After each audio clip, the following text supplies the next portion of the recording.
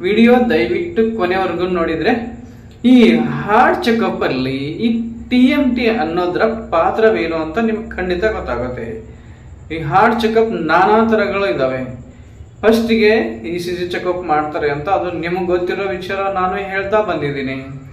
ಅದಾದ ನಂತರ 2D eco ಮಾಡ್ತಾರೆ, ಅದು ಗೊತ್ತಿರೋ ವಿಚಾರ ನಿಮಗೆ. ಆಮೇಲೆ ಪ್ರಾಬ್ಲಮ್ ಇದ್ರೆ ಬೇರೆ ಬೇರೆ ಎಲ್ಲ ಚೆಕಪ್ ಇರ್ತವೆ. ಆದರೆ ECG ಮಾಡಿದ್ಮೇಲೆ ನಾರ್ಮಲ್ ಇದ್ರೆ, 2D ಇಕೋ ಮಾಡಿದ್ಮೇಲೆ ನಾರ್ಮಲ್ ಇದ್ರೂ ಕೂಡ ಪೇಷಂಟು ತುಂಬ ಕಂಪ್ಲೇಂಟ್ಸ್ ಮಾಡ್ತಿರ್ತಾರೆ. ಎದೆ ನೋವ್ತಿದೆ, ಚೆಸ್ಟ್ ಪೇನ್ ಆಗ್ತಿದೆ, ಗಂಟಲು ನೋವ್ತಿದೆ, ಎದೆ ಉರಿತಿದೆ, ಬೆನ್ನಿನ ಹಿಂದಿನ ಮೇಲ್ಭಾಗ ನೋವ್ತಿದೆ, ಎಡಗೈ ಫುಲ್ ನೋವ್ತಿದೆ, ಬೆವರು ಬರ್ತಿದೆ, ಈ ಥರ ಎಲ್ಲ ಕಂಪ್ಲೇಂಟ್ ಮಾಡ್ತಿರ್ತಾರೆ. ಆದರೂ ECG ಇಕೋ ನಾರ್ಮಲ್ ಇರುತ್ತೆ. ಡಾಕ್ಟರ್ ಮುಂದೆ ಮಾಡೋ ಕೆಲಸನೇ TMT ಚೆಕಪ್ಪು. ಯಾಕೆ ಅಂದರೆ TMT ಚೆಕಪ್ ಯಾಕೆ ಮಾಡ್ತಾರೆ ಡಾಕ್ಟ್ರು ಅನ್ನೋದನ್ನು ನಾನು ನನ್ನ ಒಂದು ನಾಲೆಜ್ ಪ್ರಕಾರ ಸ್ಪಷ್ಟಪಡಿಸಲು ಬಯಸ್ತೇನೆ. ECG ಮಾಡಬೇಕಾದ್ರೆ ಪೇಷಂಟ್ ಸ್ಟೇಬಲ್ ಇರ್ತಾರೆ. ಸ್ಟೇಬಲ್ ಅಂದರೆ ಆರಾಮಾಗಿ ಮಲಗಿರ್ತಾರೆ. ECG ಮಾಡಿಸ್ತಾರೆ ಡಾಕ್ಟರ್, ಅದರಲ್ಲಿ ನಾರ್ಮಲ್ ಬರುತ್ತೆ. ಸರಿ, 2D ಇಕೋ ಮಾಡಬೇಕಾದ್ರೂ ಕೂಡ ಪೇಷಂಟು ಮಲಗಿರ್ತಾರೆ. ಅವಾಗ 2D ಇಕೋ ಚೆಕಪ್ ಮಾಡ್ತಾರೆ. ಸಿಸ್ಟಮ್ ಕಂಪ್ಯೂಟ್ರಲ್ಲಿ ನೋಡ್ತಿರ್ತಾರೆ. ಹಾರ್ಟ್ 4 ಚೇಂಬರ್ಸ್ ಇಲ್ಲ. ಸರಿ, ಯಾವಾಗಲೂ ನಾರ್ಮಲ್ ಬರುತ್ತೆ. 2 ರಿಪೋರ್ಟ್ ನಾರ್ಮಲ್ಲು. ಆದರೆ ಪೇಷಂಟು ಇಷ್ಟೆಲ್ಲ ಕಂಪ್ಲೇಂಟ್ ಹೇಳುತ್ತಾರೆ, ನಾನು ಆಗಲೇ ಹೇಳಿದ್ನಲ್ಲ, ಅಷ್ಟೆಲ್ಲ ಡಾಕ್ಟ್ರ್ ಏನು ಮಾಡ್ತಾರೆ, ಇದೆರಡು ನಾರ್ಮಲ್ ಇದ್ರೂ ಕೂಡ ಪೇಷಂಟ್ ಇಷ್ಟೊಂದೆಲ್ಲ ಕಂಪ್ಲೇಂಟ್ಸ್ ಹೇಳ್ತಿದ್ದಾರೆ ಅಂದಮೇಲೆ TMT ಚೆಕಪ್ ಒಂದು ಮಾಡಬೇಕು ಅಂತ ಡಿಸೈಡ್ ಮಾಡ್ತಾರೆ. TMT ಚೆಕಪ್ ಅಂದರೆ ನಾನು ಕಾಮನ್ ಆಗಿ ಹೇಳ್ಬೇಕಂದ್ರೆ ಈ ಜಿಮ್ಗಳಲ್ಲಿ, ಇವಾಗ ನಾನೊಂದು ವಿಡಿಯೋ ಹಾಕ್ತೀನಿ ನೋಡಿ, ಅದು ಯಾವ ಥರ ಬರುತ್ತೆ ಅಂತ ಹೇಳ್ಬಿಟ್ಟು ಈ ವಿಡಿಯೋ ನೋಡಿದ ಮೇಲೆ ನಾನು ಮತ್ತೆ ಮಾತಾಡ್ತೀನಿ. ದಯವಿಟ್ಟು ಈಗ ನಾನು ಹಾಕೋ ವಿಡಿಯೋ ನೋಡಿ, ಅದೇ TMT ಚೆಕಪ್ ಅಂತ ಇರುತ್ತೆ. ಸರಿನಾ?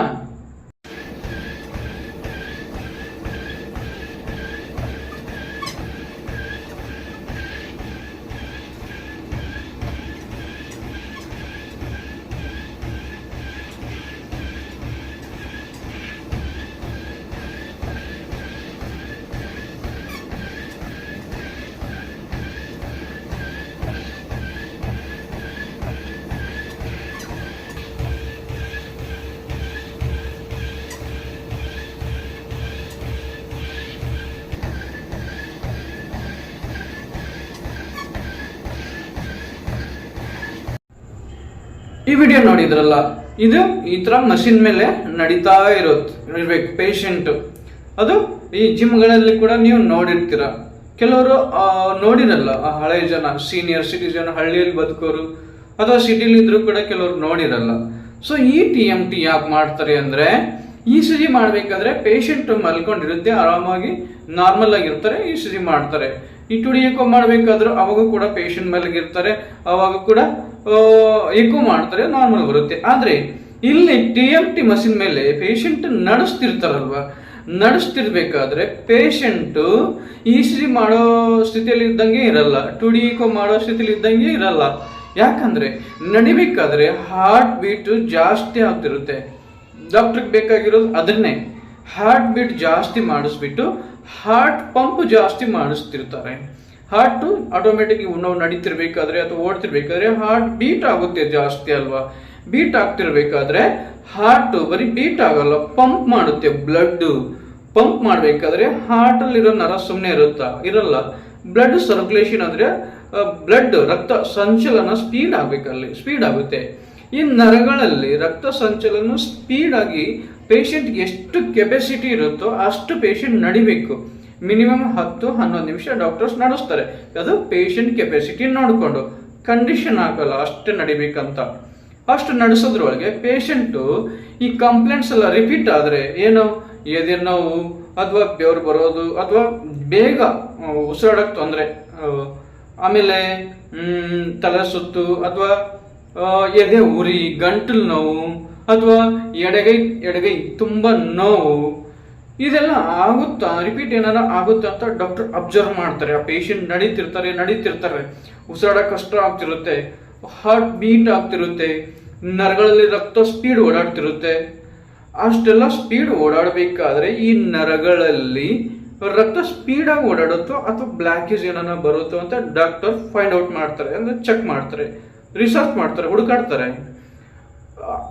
ಅಷ್ಟು ಓಡಾಡಿದ್ರು ಪೇಷಂಟ್ ಹಾರ್ಟ್ ನರಗಳಲ್ಲಿ ರಕ್ತ ಸ್ಪೀಡಾಗಿ ಓಡಾಡಿದೆ, ಕರೆಕ್ಟ್ ಓಡಾಡಿದೆ ಅಂದರೆ ಪೇಷಂಟ್ ಹಾರ್ಟ್ ನಾರ್ಮಲ್ ಇದೆ ಅಂತ ಅರ್ಥ. ಒಂದು ವೇಳೆ ಈ ನರಗಳಲ್ಲಿ ರಕ್ತ ಸಂಚಲನೆ ಬಿಟ್ಟು ಬಿಟ್ಟು ಓಡಾಡಿದ್ರೆ, ಈ ಪೈಪ್ಗಳಲ್ಲಿ ನೀರು ಹೋಗ್ಬೇಕಾದ್ರೆ ಮಧ್ಯದಲ್ಲಿ ಗುಳೆ ಬರುತ್ತೆ ನೋಡಿ, ಆ ಥರ ಏನಾದರೂ ಓಡಾಡಿದ್ರೆ ಆಟೋಮೆಟಿಕ್ಲಿ ಪೇಷಂಟ್ಗೆ ಎದೆ ನೋವು ಜಾಸ್ತಿ ಆಗುತ್ತೆ, ಎದೆ ಉರಿ ಆಗುತ್ತೆ, ಅಥವಾ ಗಂಟಲು ನೋವು ಆಗುತ್ತೆ. ಇಷ್ಟೆಲ್ಲ ಲಕ್ಷಣಗಳು ಬರ್ತಿರ್ತವೆ. ಉಸಿರಾಡೋಕೆ ತುಂಬ ಕಷ್ಟ ಆಗುತ್ತೆ ಬೇಗನೆ.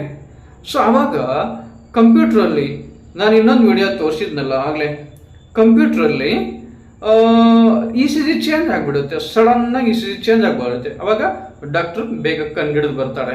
ಪೇಷಂಟ್ಗೆ ಗೊತ್ತಾಗುತ್ತೆ ಅಲ್ಲಿಗೇನೆ ಡಾಕ್ಟ್ರಿಗೆ ಇಲ್ಲಿ ಬ್ಲಾಕೇಜ್ ಇದೆ, ಅದಕ್ಕೆ ಪೇಷಂಟ್ ಎದೆ ನೋವು ಅಂತಿದ್ರು, ECG ಮಾಡಿದ್ರು ನಾರ್ಮಲ್ ಬಂತು, ಟುಡಿ ಇಕೋನ್ ಮಾಡಿದ್ರು ನಾರ್ಮಲ್ ಬಂತು. ಆದರೆ ಈ TMT ಚೆಕಪ್ ಅಲ್ಲಿ ಸಿಕ್ಕಾಕೊಂಡಿತ್ತು. ಹೇಗೆ ಸಿಕ್ಕಾಕೊಂಡಿತ್ತು? ಪೇಷಂಟ್ಗೆ ಸ್ಪೀಡಾಗಿ ಮಷಿನ್ ಮೇಲೆ ನಡೆಸಬೇಕಾದ್ರೆ ಹಾರ್ಟ್ ಜಾಸ್ತಿ ಬಡ್ಕೊಳ್ಳುತ್ತೆ, ಈ ನರಗಳಲ್ಲಿ ರಕ್ತ ಕರೆಕ್ಟಾಗಿ ಓಡಾಡಿಲ್ಲ, ನರ ವೀಕ್ ಇದೆ, ವೀಕ್ನೆಸ್ ನರದಲ್ಲಿ ರಕ್ತ ಕರೆಕ್ಟಾಗಿ ಓಡಾಡಿಲ್ಲ, ಅಲ್ಲಿ ಬ್ಲಾಕೇಜ್ ಇದೆ. ಯಾಕಿದೆ? ಅಲ್ಲಿ ಕೊಲೆಸ್ಟ್ರಾಲ್ ತುಂಬಿಕೊಂಡಿರುತ್ತೆ, ನರದಲ್ಲಿ ಅಕ್ಕಪಕ್ಕ ಕೊಲೆಸ್ಟ್ರಾಲ್ ತುಂಬಿಕೊಂಡಿರುತ್ತೆ. ಅಥವಾ ಶುಗರ್ ಪೇಷಂಟು ಅಥವಾ BP ಪೇಷಂಟ್ ಇದ್ರೆ ಈ ನರಗಳು ವೀಕ್ ಇರ್ತವೆ, ಇಲ್ಲಿ ರಕ್ತ ಸಂಚಲನೆ ಕರೆಕ್ಟಾಗಿ ಆಗೋದಿಲ್ಲ. ಅಂಥ ಟೈಮಲ್ಲಿ ನರಗಳು ಬ್ಲಾಕೇಜ್ ಇರೋದನ್ನ ಡಾಕ್ಟರ್ ಫೈಂಡ್ ಔಟ್ ಮಾಡಿಬಿಟ್ಟು ಪೇಷಂಟ್ಗೆ ಮಷಿನ್ ಮೇಲೆ ನಡೆಸೋದನ್ನು ನಿಲ್ಲಿಸ್ಬಿಟ್ಟು ಏನು ಮಾಡ್ತಾರೆ? ಅಡ್ಮಿಟ್ ಮಾಡ್ತಾರೆ. ಅಡ್ಮಿಟ್ ಮಾಡಿಬಿಟ್ಟು CAG ಅಂದರೆ ಅಂಜಿಯೋಗ್ರಫಿ ಮಾಡ್ತಾರೆ.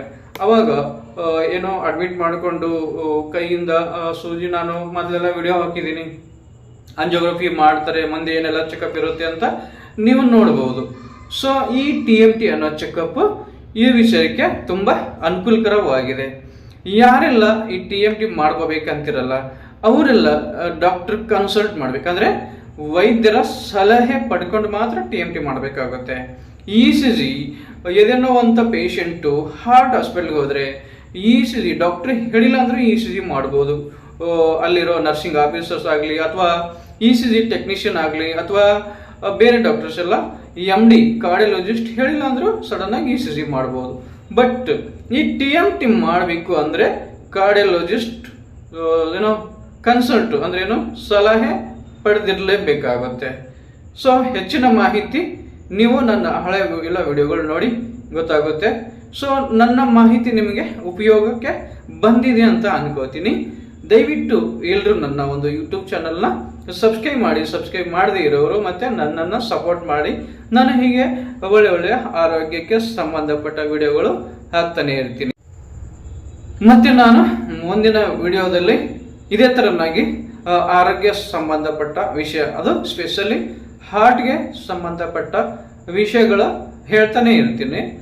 ಮುಂದಿನ ವಿಡಿಯೋದಲ್ಲಿ ಮತ್ತೆ ಸಿಗ್ತೀನಿ. ಅಲ್ಲಿವರೆಗೂ ಎಲ್ರಿಗೂ ನಮಸ್ಕಾರ.